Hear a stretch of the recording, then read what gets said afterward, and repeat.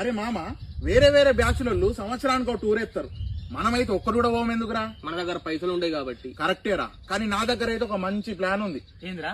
అయితే దీని వల్ల మనం ఇయర్లీ ఒక టూర్ వేయచ్చు. ఎట్లా? ఇప్పుడు చెప్పాలనా, ఇప్పుడు మన బ్యాచ్ లో 5 ఉన్నాం నాతోని. మీ 4 కలిసి నాకు మనిషికి 2000 కొడితే నీ వీటిని జమ చేస్తా, సంవత్సరానికి 24,000 అవుతాయి మనిషికి. అట్లా మనం ఇయర్లో ఒక టూర్ వేద్దాం. నాకు ఇప్పుడు అర్థమైందిరా. ఇప్పుడు మేము మనిషికి 4 ఉన్నాగా, మనిషికి 2000 నీకు కొడితే నెలకి 8,000 అవుతాయి. ఆ 8,000 తన్ను ఫుల్ తాగుదామని చూస్తున్నావు.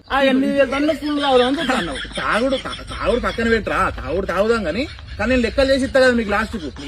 ఈ మధ్యలో దగ్గర పైసలు ఉంటలేవు, ఇదొక ప్లాన్ వేసినావు. ఇట్లా ప్లాన్ వేసి మా దగ్గర నుంచి 2000 నువ్వు తీసుకుని తాగుదామని చూస్తాను. అరే పైసలు ఎప్పటికైనా ఇస్తా కదా, మనం ఏ రోజు టూర్ పోతే ఆ రోజు పెడతా నేను. అరే మనం ఇప్పటిదాకా ఒక్క టూర్ పోలే, ఆ టూర్ ఎందుకు పోతాం ఇక?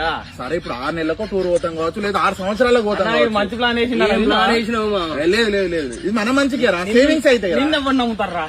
సేవింగ్స్ అయితే సేవింగ్ అబ్బందా, నన్ను తాగుతాను చూస్తానంటే సేవింగ్ మన పైసలే మాట్లాడగా.